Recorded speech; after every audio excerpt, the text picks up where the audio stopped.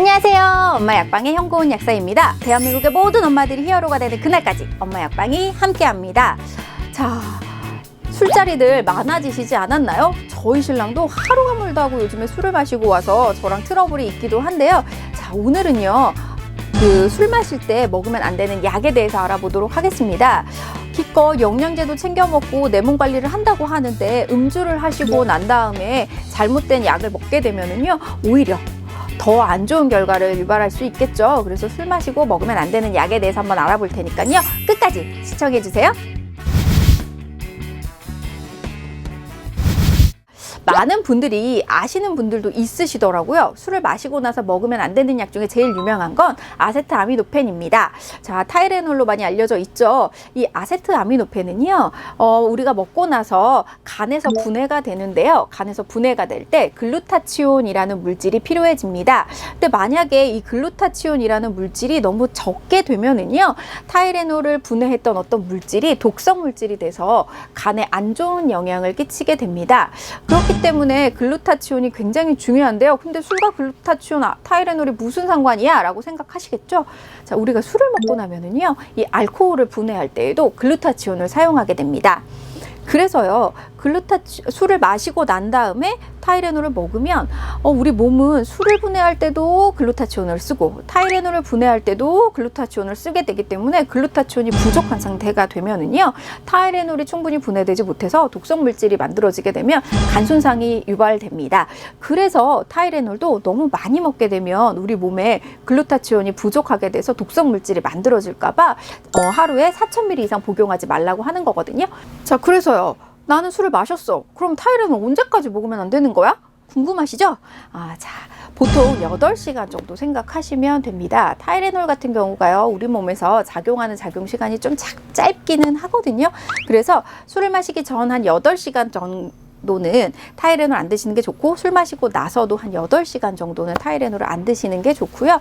안전하게는 밤에 포금을 하셨다라고 하면 오전 중에 있는 숙취에는 타이레놀을 드시지 않는 게 좋습니다. 자, 그 다음으로는요, 무좀약을 꼽을 수가 있는데요. 보통 곰팡이균을 죽이는 항진균제, 꼭 무좀에만 쓰지는 않아요. 무좀이 대표적이긴 하지만 곰팡이균을 죽이는 항진균제를 드셨을 때에는 술을 안 드시는 게 좋습니다. 보통 일주일에 한 번 정도 드시는 손발톱 무좀약이라든지 여성분들이 지렴이나 이런 걸로 인해서 산부인과나 다른 병원에 가서 받아서 드시는 그런 지렴 치료제 같은 경우에는요, 항진균제인데요. 이 항진균제가 간에서 대사되기도 하고요. 알코올에 의해서 약물 농도가 달라지거든요. 그래서 부작용 위험도 높아지고 간독성 위험도 높아지기 때문에 곰팡이균을 죽여주는 그런 항진균제를 드시는 분들 같은 경우에는 가급적이면 음주를 안 해주셔야 합니다. 그리고요, 또 꼽을 수 있는 게 항생제가 있습니다. 대부분의 항생제들 같은 경우에는요, 이렇게 술을 마시고 항생제를 복용을 하게 되면은요, 숙취가 더 심해질 수도 있고요. 특정 항생제 같은 경우는 약효가 달라질 수도 있기 때문에 항생제는 가급적이면 술을 마시는 동안에는 안 드시는 게 좋고, 특히 항생제를 드시는 동안에는 음주를 안 하시는 게 좋겠죠. 그리고 감기약이라든지 알러지약, 코감기약, 요런 애들이 그 항히스타민제가 들어있는데요. 항히스타민제는 피부 알러지나 두드러기 때문에도 복용을 할 수 있고요. 감기약에도 많이 들어가 있고 멀미약에도 많이 들어가 있습니다. 요런 항히스타민제 같은 경우는요, 약간의 진정작용이 있습니다. 즉 졸립게 되는 거죠. 그래서 드시고 뭔가 졸음이 있었던 약들은 대부분 항히스타민제 성분이 있을 텐데요. 이런 약들을 먹고 음주를 하시게 되면은요, 진정작용이 좀 커져서 술 먹고 난 다음에도 몽롱한 증상이 오래 간다거나 너무 졸립기도 하고 중추신경을 다운시키는 효과가 크기 때문에 항히스타민제도 같이 복용을 안 하시는 게 좋습니다. 자, 그러면요, 항히스타민제랑 비슷하게 수면제 같은 건 어떨까요? 수면제라든지 우울증을 치료하는 약물 같은 경우에도요, 부작용이 커지기도 하고 내성이 더 잘 유발될 수 있기 때문에 수면제를 드시거나 우울증 치료제를 드시는 동안에는 가급적이면 술을 드시지 않는 게 좋겠죠. 그리고 혈압약이나 뭐 당뇨약, 고지혈증약 이런 걸 드시는 분들 중에서 혈전이 생기지 말라고 아스피린이라든지 항혈전제를 드시는 분들이 있으실 텐데요. 이런 약들은 기본적으로 위장관 출혈의 위험이 높습니다. 아스피린을 오래 드신 분들 중에 나는 뭔가 이렇게 속이 좀 쓰려라고 하시는 분들이 있을 텐데요. 자, 이런 약들의 대부분이 위장관 출혈 위험이 높기 때문에 속쓰림을 유발할 수 있습니다. 그래서 그런 약들을 장기적으로 드신 분들이 음주를 즐겨 하시다 보면 위에 이렇게 위염 증상이라든지 위장관 출혈 증상이 생길 확률이 높아지기 때문에 그런 약을 많이 드시는 분들 같은 경우에는요, 술을 가급적이면 조금 덜 해주시는 게 좋고요. 혈압약 중에서도 이뇨제가 들어간 혈압약을 드시는 분들 같은 경우에는요, 음주를 하시고 나면 이뇨 작용이 더 활발해지기 때문에 탈수가 일어날 수 있어서 가급적이면 혈압약들 드시는 동안에는 음주를 안 하시는 게 좋겠습니다.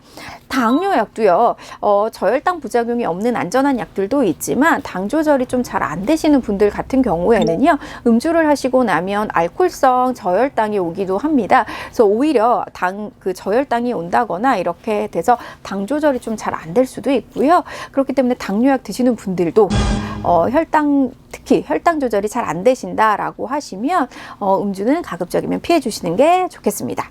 자, 그리고요.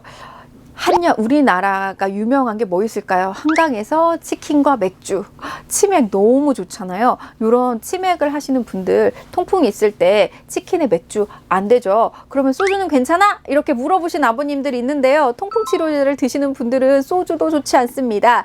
맥주가 그런 퓨린을 많이 생성하기도 하고 그래서 퓨린 때문에 맥주는 안 돼라고 알고 계시는 분들이 있는데요.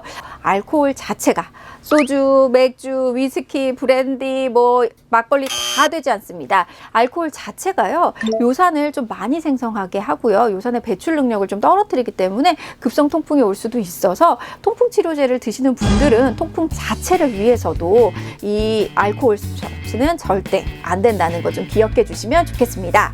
자, 궁금하신 점 있으면 댓글 남겨주시고요. 구독과 좋아요는 사랑이고요. 알림 설정 잊지 마세요. 감사합니다.